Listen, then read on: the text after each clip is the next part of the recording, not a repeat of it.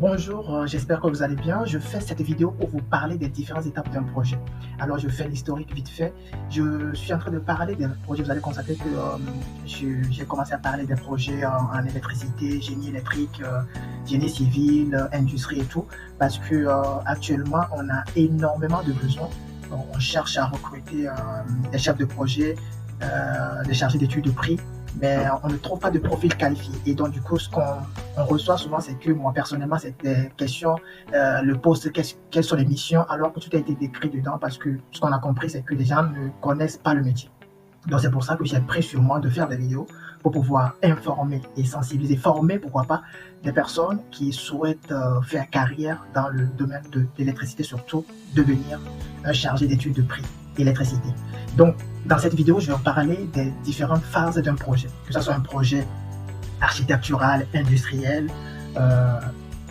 ou autre.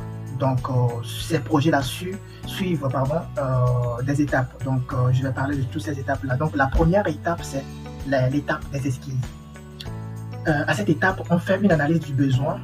Quand vous souhaitez construire, par exemple, une école, un collège, un aéroport, un port ou encore une crèche, on fait une analyse du besoin, on contextualise aussi le besoin et on fait une première traduction des idées en croquis, en schéma ou en maquette. On fait aussi une vérification de la faisabilité technique, réglementaire, financière. Par exemple, vous souhaitez construire un aéroport alors que l'aéroport se trouve en pleine ville. Donc ça peut poser un problème aux riverains parce que quand les avions décollent, ça va causer des bruits et tout. Donc du coup, il faut vérifier la faisabilité du projet.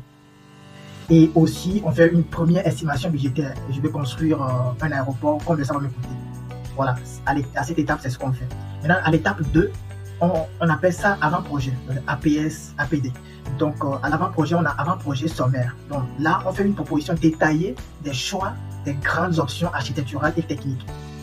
Et l'avant-projet définitif, là, on fait une précision sur les dimensions, le choix des matériaux, aspects techniques, conformité réglementaire. Donc, après ces deux sous-étapes, on fait une validation du programme, le coût prévisionnel et le calendrier. On arrête tout ça. Et l'étape 3, c'est l'étape du projet détaillé. Donc là, on élabore les plans d'exécution, c'est-à-dire le plan d'implantation. Bon, je parle précisément du domaine de l'électricité. Hein. Là, on élabore les plans d'exécution, c'est-à-dire on fait les implantations des équipements, la distribution, on fait le choix des matériaux, des équipements techniques à installer et on constitue le dossier de consultation des entreprises, on l'appelle DCE. Dans ce dossier, vous allez trouver le CCAP, le bordereau, la DPGF, le règlement de consultation. Il y a les pièces les pièces d'architecte ou bien les pièces archi. Donc, dans ce dossier-là, c'est ce dossier qu'on va envoyer aux entreprises pour pouvoir consulter ou bien pour pouvoir répondre à un appel d'offres. L'étape 4, c'est l'étape des consultations. Donc, une fois qu'on a fini de constituer le dossier DCE, donc on va publier un appel d'offres, que ce soit un marché public ou privé, on va publier un appel d'offres. Bon, pour des marchés publics, il y a des plateformes pour publier des appels d'offres.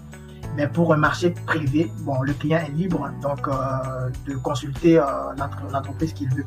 Donc, à cette étape, on consulte des entreprises pour pouvoir les interroger sur le projet. C'est-à-dire, je souhaite construire un aéroport. Combien ça va me coûter en termes de grosses œuvres? Combien ça va me coûter pour pouvoir installer tous les équipements électriques? Combien ça va me coûter pour pouvoir installer tout ce qui est scénographie s'il y en a, la sonorisation s'il y en a, le contrôle d'accès s'il y en a. Donc combien ça va me coûter? Donc c'est là l'objectif de la consultation. Maintenant, une fois qu'on a fait appel à ces entreprises ou à ces prestataires, ces entreprises vont envoyer des offres. Maintenant, une fois que le client reçoit ces offres-là, le client peut décider de faire une négociation. Donc, il négocie les devis et après, une fois qu'une offre a été retenue, on passe à la signature du marché. Une fois le contrat signé, on passe à l'étape réalisation. Donc, l'étape réalisation du projet, on fait le suivi et coordination des travaux, contrôle et respect du planning, du budget aussi surtout et la qualité, parce que tout cela a été défini en amont. On fait la gestion des imprévus et on adapte cela à la réalité parce que ça peut arriver que lors de la conception, on a oublié des choses. Donc, en phase de réalisation, on fait des adaptations. Après l'étape 5, on passe à l'étape 6 qui est l'étape de réception et livraison. Donc à cette étape, on fait la vérification de la conformité avec le projet et les normes. Donc de base, est-ce que ce qu'on avait défini, est-ce ce qui est réalisé? On fait la vérification si tout a été conforme aux normes et aux réglementations. on passe à la réception des travaux. Donc, on peut réceptionner les travaux avec ou sans réserve. Donc, s'il y a des réserves, on réceptionne et après, on lève les réserves après. C'est-à-dire, les réserves, ce sont des petits travaux qui n'empêchent pas de livrer le chantier. Donc, une fois qu'on livre le chantier, on peut lever les réserves après. Alors, après l'étape 6, il y a l'étape 7, bon, qui n'est pas obligatoire ou bien qui n'est pas... c'est facultatif, je vais dire. Donc, ce n'est pas toutes les entreprises qui passent par cette étape, mais ça peut arriver. Donc, ça peut arriver que après la livraison, vous recevez plutôt le contrat de maintenance. Donc, le contrat de maintenance, ça dit que s'il y a un problème sur le marché, le chantier, il y a un contrat qui est établi, vous intervenez, vous réglez le problème. Maintenant, il y a aussi la garantie de parfait achèvement. Cette garantie dit que pendant une période donnée, après la livraison, s'il y a un problème, vous devez intervenir pour pouvoir régler le problème. Parce que vous êtes censé, parce que supposons que vous livrez un chantier ce mois et le mois qui a suivi, il y a un problème. Donc, vous allez vu qu'on a activé la garantie de parfait achèvement, vous allez venir intervenir, régler le problème gratuitement. Ça fait partie des garanties. Et après, il y a une évaluation du projet et retour d'expérience. Donc, du coup, voilà les 7 étapes d'un projet que je viens de vous présenter. Donc, si vous êtes nouvelle sur cette chaîne, n'hésitez pas à liker, à partager la vidéo, surtout à vous abonner parce que ici, je vais partager des pépites qui vont vous permettre plutôt de vous former et d'étoffer vos CV. Alors, ce que vous pouvez retenir pour cette présentation, c'est très simple. Les phases d'un projet, il y a la phase esquisse où on fait l'analyse du besoin. Après la phase esquisse, on passe à l'étape avant-projet. Après étape avant-projet, on passe à l'étape consultation.